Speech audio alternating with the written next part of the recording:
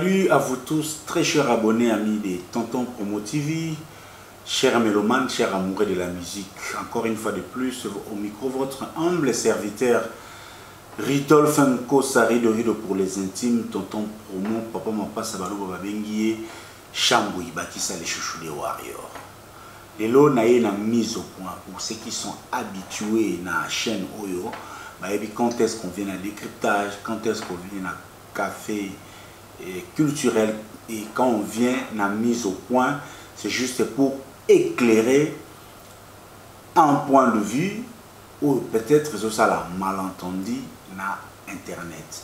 Et aujourd'hui, je vais faire la mise au point par rapport à live streaming, il y a Ferregola qui continue aujourd'hui à défrayer la chronique parce que, entre autres, nous avons fait une émission décryptant ces lives, mais on nous a pris à contre-courant pour nous dire que Wana est un live T, il a un son produit dans studio pour dire que Ferregola n'a pas fait un concert live, mais il a fait des sons dans studio, il est venu maintenant pour ça la simulation na podium.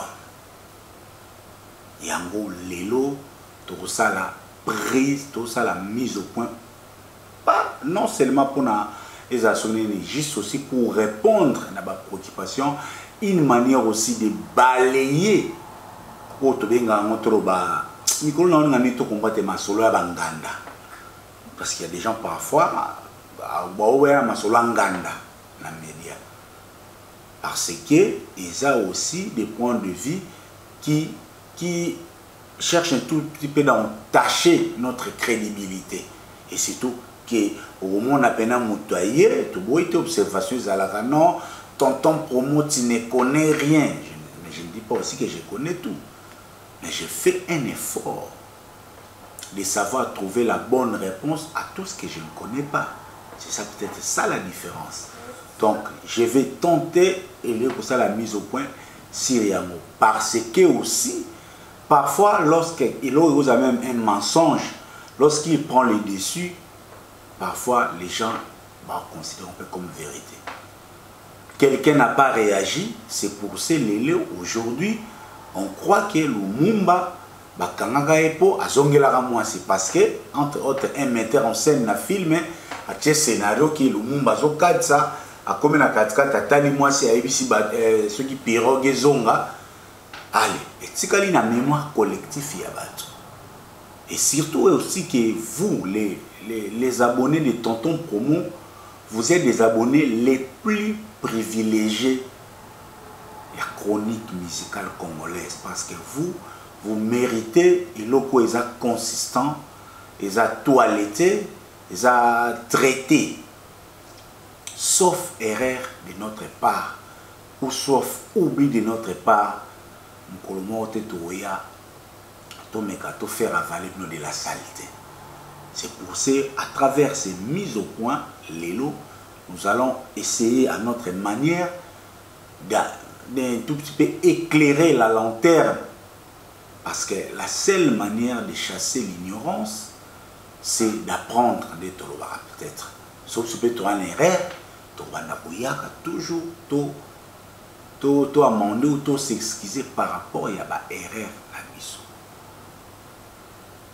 J'en profite en passant pour rectifier Nenge na Salaki ou compléter ou rectifier, je dois le dire ainsi, par rapport à décryptage de Salaki sur live streaming à Ferregola. J'avais dit que les Ferregola seraient les premiers artistes congolais de Kinshasa qui auraient fait un streaming payant. Quelqu'un a salé une observation en commentaire.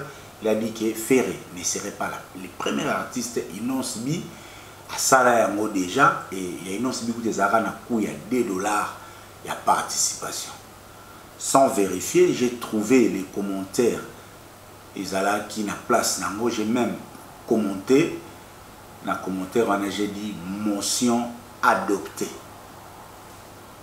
Donc, Tonton Promo, il y a un débat pour gagner.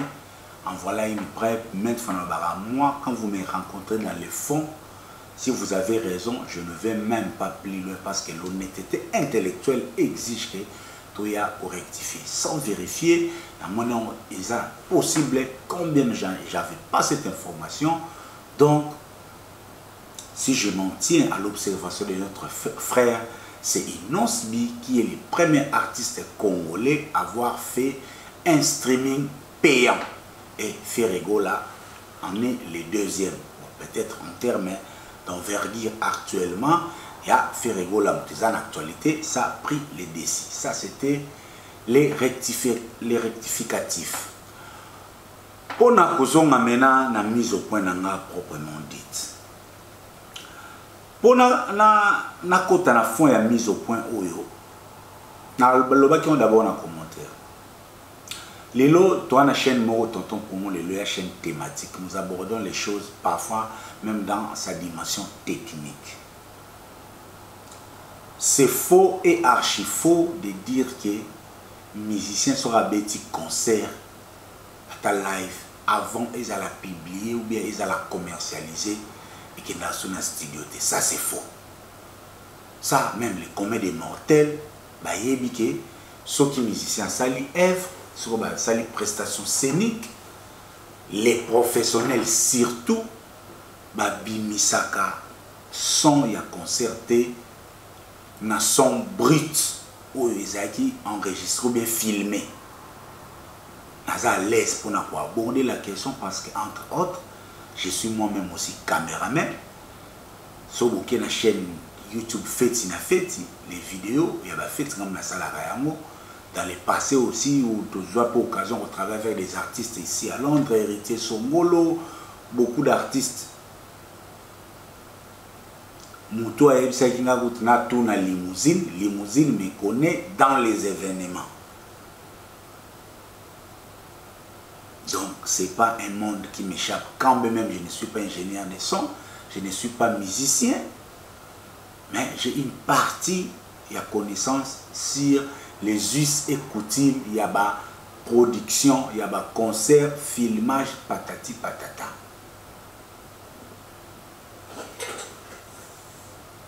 Concert professionnel, ce qui est Betami et Sili avant de publier un mot. Ils ont un studio pour toiletter les sons. Pour ça, le toilettage. Parce que son vidéo, il faut un certain standard. C'est même un conseil aujourd'hui pour les musiciens. Les seuls sons et concerts où ils ont une chaîne YouTube, sont où ils ont vraiment traité, surtout dans le studio. Parce que la vidéo est à la par rapport à la qualité de la vidéo, à standard de son. Et on a très souvent ils ont déconseillé à des musiciens, bah son filmé dans le téléphone ou bien son ils ont toiletté, bah tiens na YouTube. Donc concert et ça la marana des éléments principaux automona. Bah Olympia, bah Kofi, bah Zenith, bah JB, bah Zenith ba Weranson ba Olympia ba Wazekwa ba concert to yebi ba Zenith ya ba Ferre ba Olympia ba Fali. Prise de son d'abord, l'air bazo bêta ndengeni bazo enregistrer son autorisation ya caméra té bazo jouango ou ba yeba technicien soit na logiciel na table mixeur, ça dépend des bazo là son bazo restaurant et son na so bazo yango et kozonga na studio et cause à la répartie na ba piste ba ko toiletter son ba ko toiletter cœur ba ko toiletter onyo soyebi. C'est juste pour rendre la clarté à son dimension professionnelle. Ba concert déjà sur ça. Na éviter bateau sur ba lingi bazolo ba ke concert ya Ferre et za studio. Bazolo ba nini par là. Qui Ferre après les lives ne devrait pas faire les toilettages, tous les concerts professionnels et ça la marque ou quoi. Ça c'était le premier volet. Tout concert professionnel, prise de son dans la professionnel, dans le logiciel, il y a bien. Et que dans studio, bah toilette. Nous les caméramans très souvent, beaucoup de conseils bon on a ou melaka, autour na caméraman vidéo avant caméraman au salle vidéo, il faut la son ou bah remixer dans studio bah toilette, bah zong c'est lié au son. Mais vous voyez que ça là c'est montage final. Vous son ou dans le studio parce que son on a déjà échangé raté. Na synchronisation il y a scène na yo parce que est trop technique, je ne sais pas si vraiment vous en avez besoin comme moi, je ne sais pas moi, mais son oyo filmé qui na caméra, na son ba enregistré na mixeur ou na logiciel c'est qu'on a dans un studio, c'est les mêmes sons. Qualité les a différents par rapport il y a toilettage, il y a bruit, il y a batou, il y a bani tout. Mais c'est les mêmes sons. L'ordinateur ni na yo logiciel na yo ya montage et qu'on reconnaît que ce sont les mêmes sons. Là on va synchroniser la caméra, surtout ça la montage à multi-caméra. Là on va synchroniser caméra 1, caméra 2, caméra 3. Il y a tous les caméras. Là on va synchroniser yango na son et outil na studio. Mbalamo yango et trouver ma place.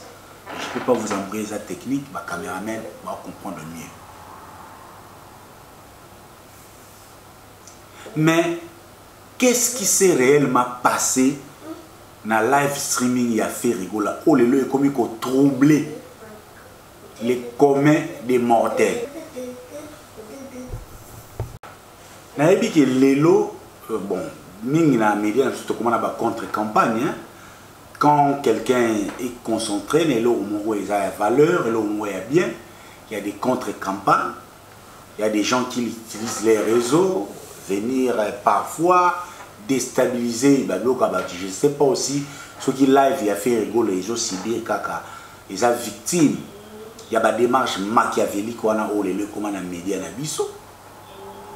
ou seulement ils ont incompréhension ou ils ont des bonnes fois. J'en profite ici à vous remercier aussi par rapport à un décryptage ou na sala qui par rapport à live wana les sanctions pour la plupart positives et quelqu'un m'a même appelé pour me féliciter, pour m'encourager et de me dire que même le vieux Samangwana a failli pleurer lorsqu'il a suivi les lives de Ferrigola. Les messages en question, c'est un tonton promo, mais il y a qui peut faire vraiment ce qui a ta live, malage, tout ça. C'est qui mon frère. Aux hommes, on a live, on a évité combien ça coûtait. Ceux qui vraiment ne que les vieux Samangwana a CPLI, il est partant, il serait même prêt à ça, la marque, la live, on a fait. Trouver des mécènes. Trouver des sponsors. Oui, ça m'a les projets, ils allaient bien, mais surtout pour la rumba aujourd'hui. Voir encore Ferrigola, si on même scène na Samangwana, Vilgwa, malade, ils allaient bien. Mais seulement il faut trouver des partenaires. Et on a le balélo à travers ça. Vous qui aimez la rumba, vous au bozo CP là, des mécènes. Mettez l'argent, mettez les mains dans la poche. Donc vous aurez des pareils projets, ça là, juste pour encourager notre culture. Bref, la mise au point dans l'élo, la ligne stressé.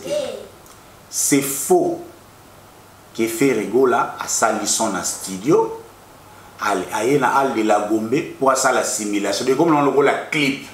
Donc si on veut comprendre ce qui voudrait, ou bazoyer un message donc selon Bango.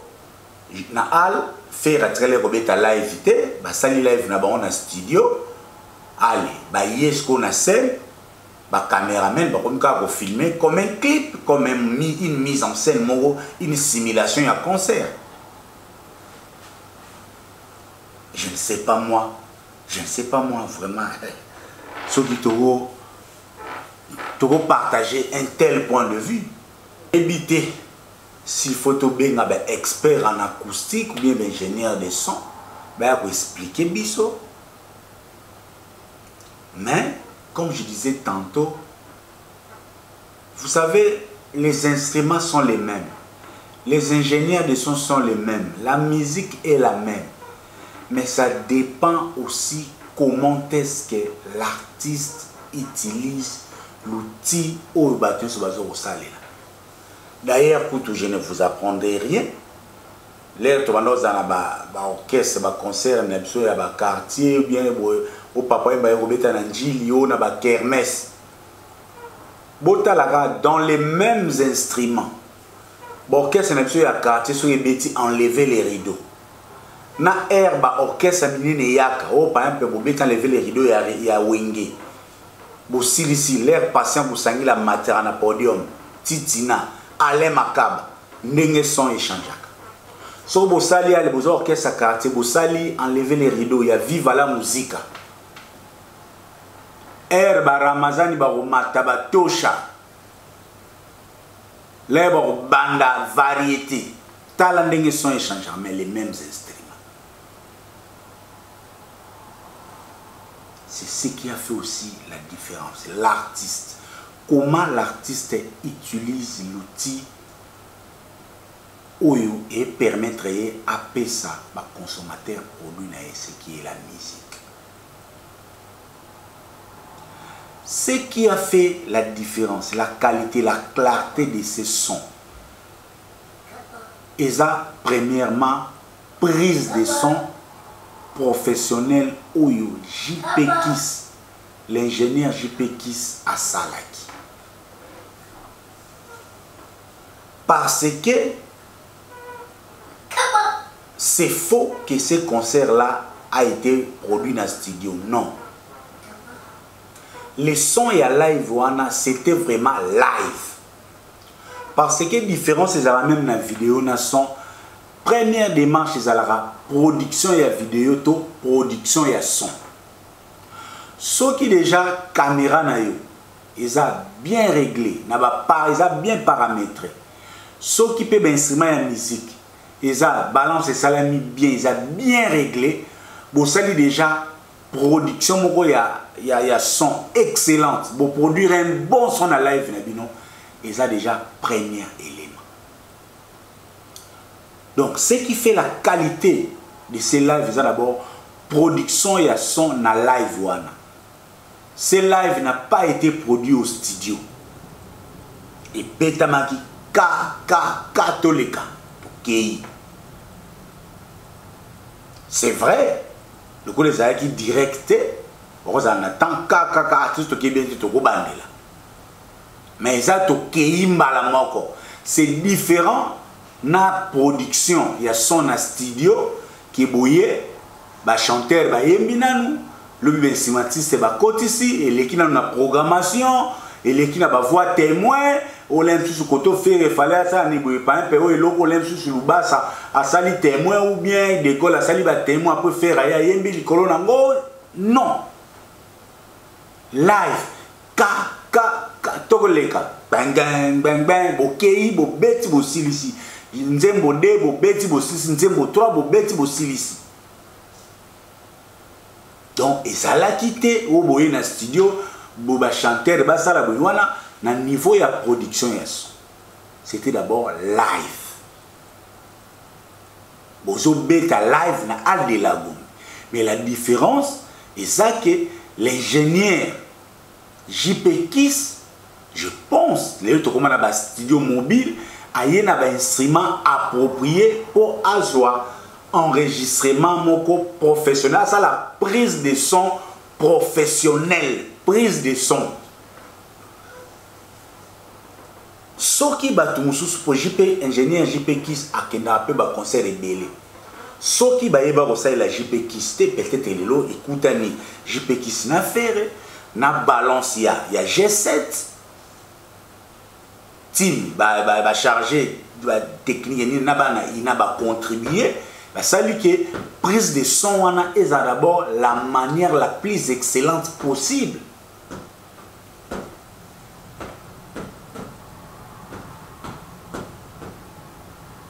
Et deuxièmement et le ça la clarté et question les a très fignolé. Parce que aussi public azalité. Parce que son il y a public et zalaka un instrument. Parce que la musique, même les chanteurs, la voix du chanteur, et ça peut instrument. Il y a un moment où on a un débat autour de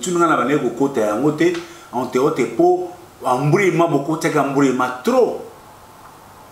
La musique, c'est la combinaison de sons d'une manière agréable à l'oreille. Air guitare et bêta, drum et bêta, l'air chanteur à zoko yemba, voix et chanteur peut comme instrument. Bruit, il y a des spectateurs peut comme un instrument en ce moment-là. Il y a un moment l'air vous placé même bas instrument na bino ba combo boy ba retour et ça ndenge pour permettre l'auteur ba mi se ba zoka retour na ba ndenge nini ceux qui musiciens alignés ba nani ba participer vraiment ba to ba tila ba micro même son na ba to ba yembalek na ba tout le monde son na comme un peu sous fignoler à un moment na son sur les abris ba zo bobo kama kele makasi ceux qui na studio comme le roi limpide comme le roi cœur, même public, ou on est comme la cœur, bah comme on y est ensemble dans l'orchestre.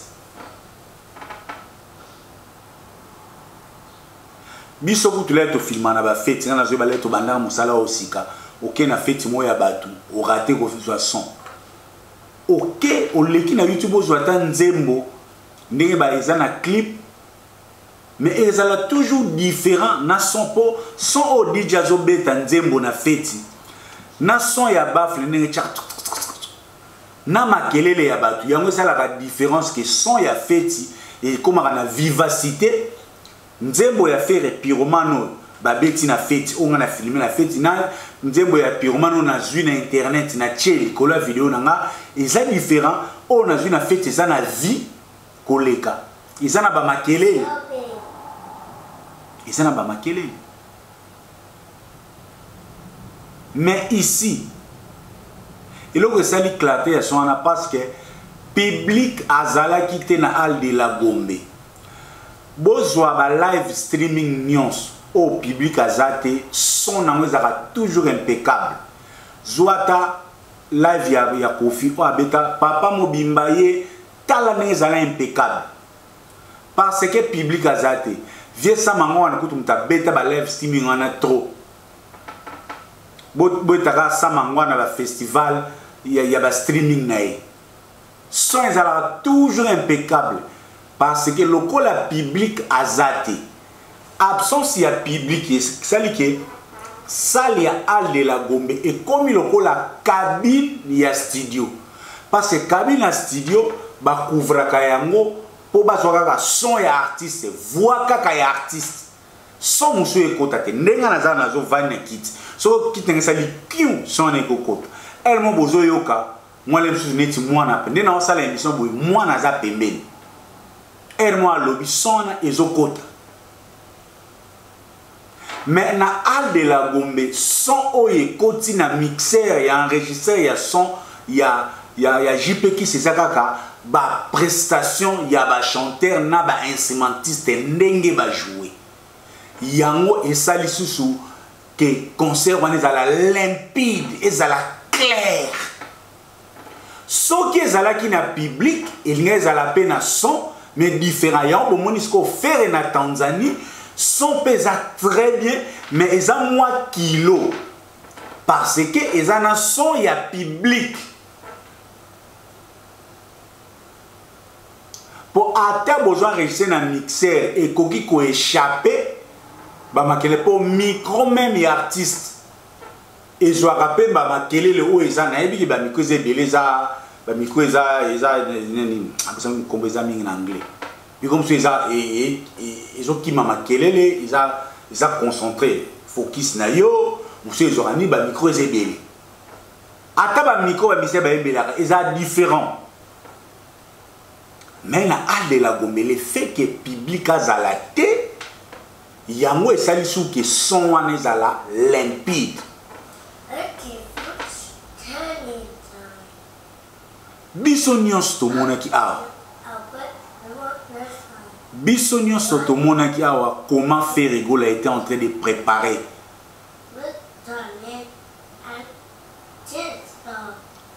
séance, il y a répétition, on a ina. Donc, nous sommes en studio à la prébaya. Non, come on.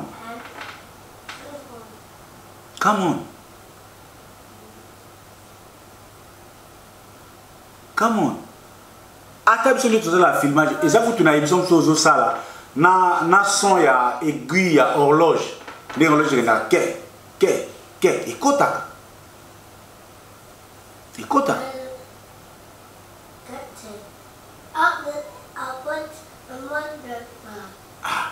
Moi na yo na azoni ata moi langila pembeni. Écoute. Ça n'a pas nécessaire. Et on se voit ma passe. Son aïe côté. Donc, bref, il faut chercher les pots ailleurs.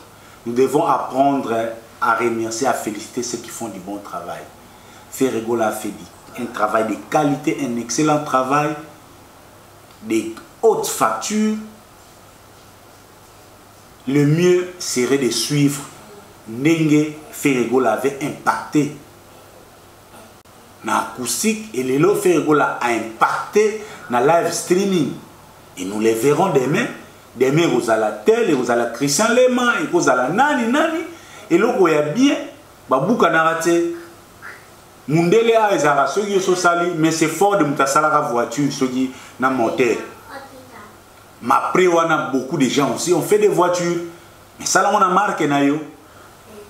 Et là, on voit bien,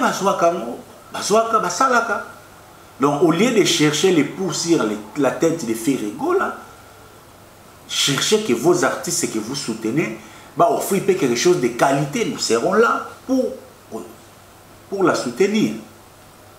Donc, merci. Voilà tout ce que je voulais un peu éclairer par rapport à la mise au point. Qualité, il y a son, il y a Ferregola, il y a dû que pour les sons a été produits au studio, mais ça parce que la prestation était de haute facture, la prise de son a été professionnelle, et parce que aussi ces lives là, le public était absent, ça a permis que les sons bien prestés, bien enregistrés, comportement y a artiste et ça que les sons ils ont la clarté, ils ont la limpide, ils ont des hautes factures. Voilà la mise au point que je voulais faire par rapport à cela. Dès qu'on a le baba, la mise au point, ma banga ils ont raté. Merci.